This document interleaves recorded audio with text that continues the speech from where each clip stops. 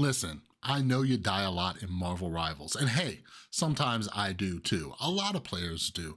But wouldn't it be awesome if you had some tips and tricks so you died less?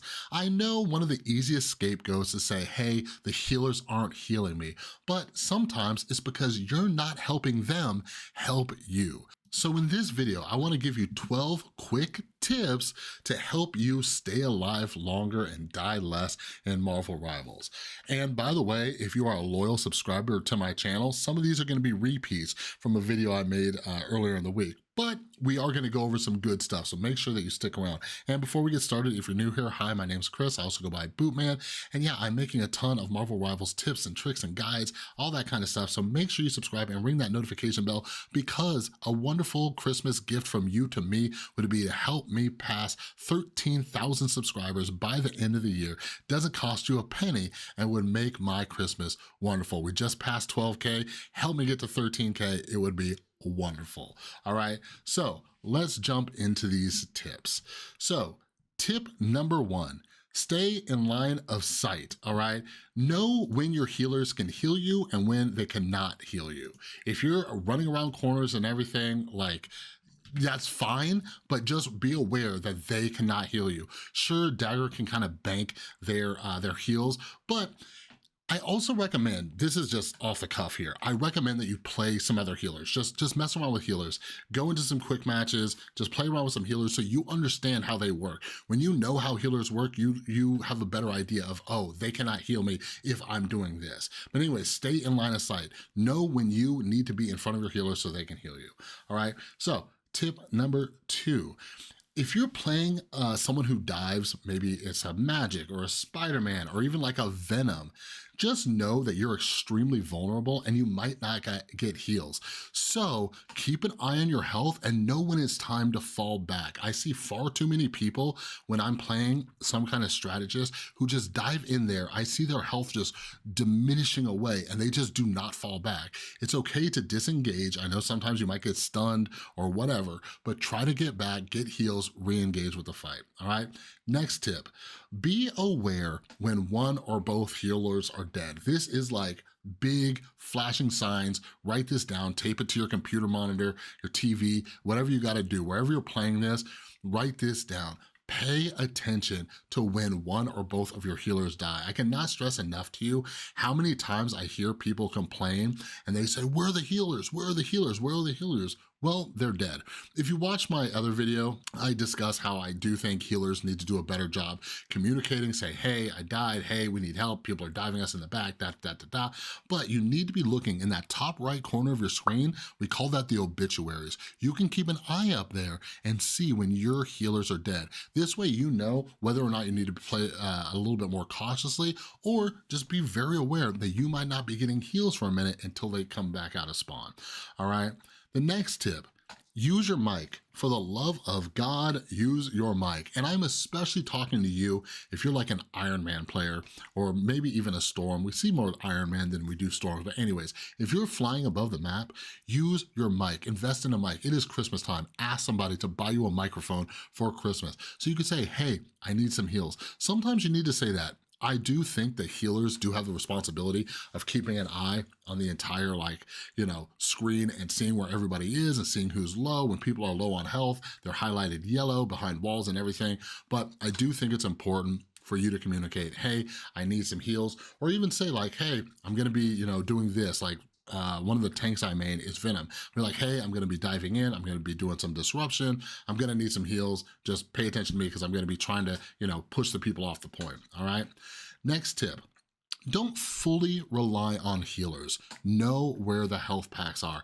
There are these lovely little floating green crosses on every single map. Every single Marvel Rivals map, there's these little floating green crosses, and those are health packs. Pick those up. They don't heal you a ton. You're gonna get more heals from the healers, but these are great, especially for somebody who dives in there and tries to get their backline. These are great for just getting a little bit of health, maybe gets you out of a bad situation so you can run back to the healers and get them to heal you, all right? So these next tips, these are when specific heroes are on your team, all right? So first up, Cloak and Dagger, I play them the most. I have like 20 hours on or so already. But anyways, so the first tip, stand inside of Dagger's bubble, okay? This thing heals for 55 HP per second, all right? That is a ton. That will heal you up. I personally try to communicate when I'm dropping a heal, I'll drop it on the payload or whatever, but when you see this bubble, stand in it, stand in that thing. It will heal you like crazy. The next tip is stand in Cloak and Dagger's ultimate, all right? When you see Cloak and Dagger do their 3 dashes, 1, 2, 3, go and stand in it. You wanna know why? That thing heals for 220 HP per second. Like, if you're standing in that ult, you will outlive so many other ults. You can outlive Psylocke's ult, you can outlive Star-Lord, you can outlive Hela's ult. Like, stand in that thing. Like, I see people run away from it like it's gonna hurt them. It will hurt you if you're on the other team. But if it is your Cloak and Dagger, stand in their ult. It's like this wavy little thing on the ground. Go and stand in it and you'll see them dashing around. That's when you gotta go in there. You're gonna get fully healed and that's a great time to push. All right, next tip is if you have a Cloak and Dagger on your team and you hear Jeff the baby land shark using their ultimate, go stand next to Cloak and Dagger, all right? Anybody who's been playing Cloak and Dagger just a little bit, they know that they need to listen for Jeff's audio cues. I think I mentioned this in my Cloak and Dagger guide. They'll be listening for that. They're gonna switch to Cloak and then they're going to use their dark teleportation. This makes you immune to Jeff's ultimate. It will phase you out, you'll dodge the ult, Jeff will get upset, but this also works with literally every other ult in the game, all right?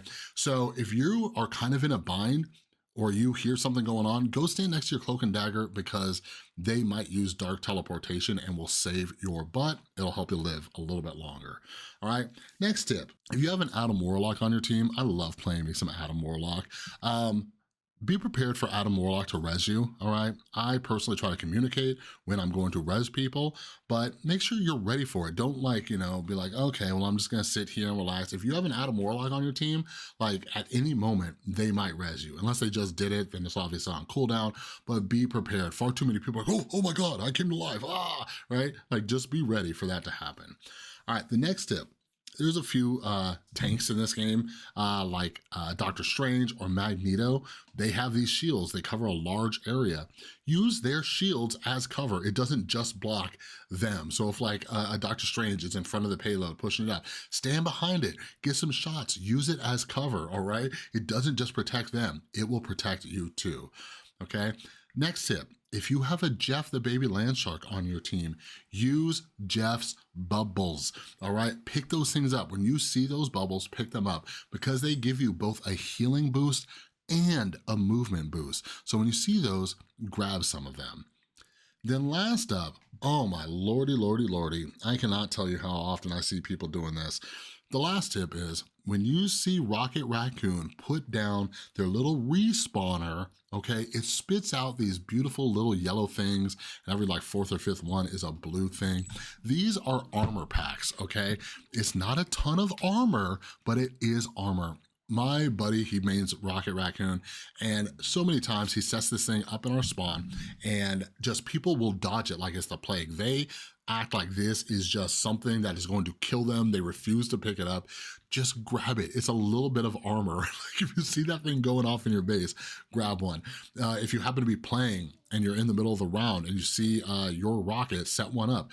Go and grab it. And by the way, I'm gonna make a video on this. It might be like just a YouTube short, but if you see one of the other Rocket Raccoons on the enemy team, if you see their little respawner, the little thing that drops armor packs, shoot it. Blow that thing up, all right? But yeah, make sure you're picking these up. I cannot tell you how many people just do not know to pick these things up. And that's the last tip, but I will leave you with this. Again, I really think that it is important that you go and you play some of the different healers. Understand how they work, okay? See what your teammates are doing and be like, oh, why are they doing these things? Like not standing in my bubble when I'm dagger and things like that. Go Diversify who you're playing just so you get a better feel, and that will make you a better player, whether you're playing tank, DPS, or whatever, all right? But I really hope these help you survive. Actually, I know they will if you follow some of these tips. Okay, but anyways, that's all I got for this video. Again, if you are new here, make sure you subscribe, ring that notification bell, help us get to 13,000 subscribers by the end of the year. That would be an amazing Christmas gift to me, all right? And I promise in return, I will provide you with some insanely valuable content, all right? But anyways, that's all I got. Have an amazing rest of your day, and I'll see you in the next one.